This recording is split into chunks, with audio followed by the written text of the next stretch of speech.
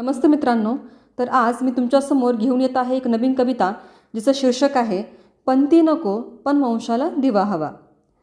हे शीर्षक आपल्याला हे सांगत आहे की सध्या 21व्या शतकामध्ये सुद्धा मुलीचं महत्त्व नाकारणारे खूप जण आहेत.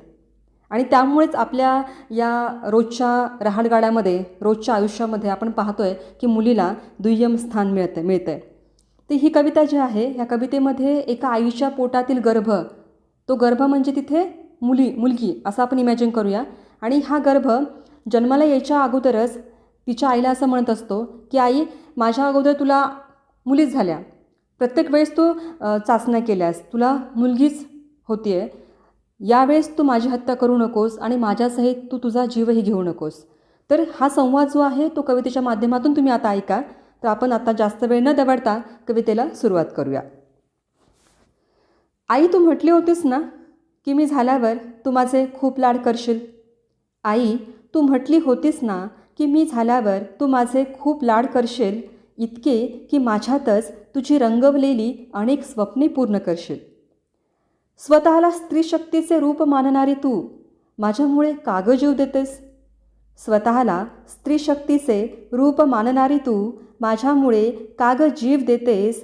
संकटांवर मात करायची सोडून तुझ्यासहित माझाही जीव घेतेस. का गं देवावर तुझा आता विश्वास राहिला नाही. का गं देवावर तुझा आता विश्वास राहिला नाही. म्हणायचीस ना तू स्वतःशीच की आत्महत्येसारखे मोठे पातक नाही. अगं, मुलगी व्हायला सर्वस्वी तूच जबाबदार आहेस असं तुला कोणी सांगितलं. अगं, मुलगी व्हायला सर्वस्वी तूच जबाबदार आहेस असं तुला कोणी सांगितलं. 50% जबाबदार बाबाही आहेत, हे विज्ञानामुळं सिद्ध झालं आहे.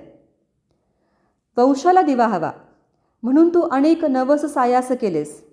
वंशाला दिवा हवा म्हणून तू अनेक नवस सायास केलेस, तरीही दैवाने तुझ्या पदरी मुलींनाच घातले. इतरांच्या आग्रहाखातर तू अनेक गर्भलिंग चाचण्या केल्यास. इतरांच्या आग्रहाखातर तू अनेक गर्भलिंग चाचण्या केल्यास. गर्भलिंग चाचणी निदानानंतर सांग तू किती लाथा खाल्ल्यास. सारे जग मुलगा मुलगा करत वंशाला दिवा हवा अशी आकांक्षा बाळगताना दिसतंय. सारे जग मुलगा मुलगा करत वंशाला दिवा हवा अशी आकांक्षा बाळगताना दिसतंय. परक्याचं धन म्हणत अंगावरचं ओझं मायबाप लेकीचं लग्न करून उतरवतंय. जा मुली जा दिल्या घरी तू सुखी राहा. जा मुली जा दिल्या घरी तू सुखी राहा. हे ब्रीद अन्याय सहन करूनही तिनेच का पाळायचे. जा मुली जा दिल्या घरी तू सुखी राहा. हे ब्रीद अन्याय सहन करूनही तिनेच का पाळायचे. जन्म बाईचा आहे म्हणून रोज तिनेच का मरायचे. स्त्री भ्रूण हत्या, हुंडाबळी, चारित्र्यावरील संशय अशा अनेक कारणांपायी स्त्रिया 21व्या शतकातही बळी पडताना दिसतात. स्त्री भ्रूण हत्या, हुंडाबळी, चारित्र्यावरील संशय अशा अनेक कारणांपायी स्त्रिया 21व्या शतकातही बळी पडताना दिसतात. नवऱ्यासहित सासू सासरा नणंदामुळे सुनेचा जीव घेणाऱ्या लाखो बातम्या वर्तमानपत्रात झळकतात. मला पुरुषप्रधान संस्कृतीला विचारायचं आहे. मला पुरुषप्रधान संस्कृतीला विचारायचं आहे की तिला तुम्ही का छळताय. मला पुरुषप्रधान संस्कृतीला विचारायचं आहे की तिला तुम्ही का छळताय. आपल्या माय बहिणी समान असणाऱ्या त्या माऊलीचे इज्जतीचे धिंडवडे तुम्ही का काढताय. आपल्याच माय बहिणी समान असणाऱ्या त्या माऊलीचे इज्जतीचे धिंडवडे तुम्ही का काढताय. प्रत्येकाला मुलगी नको पण बायको मात्र हवी आहे. प्रत्येकाला मुलगी नको पण बायको मात्र हवी आहे. मुलीचा स्वीकार व लक्ष्मीला मान देणे यासाठी पुरेसे धैर्य हवे आहे. पंती नको दिवा हवा. पंती नको दिवा हवा असा अट्टहास तुझ्यावर घरातले सारेच करतात.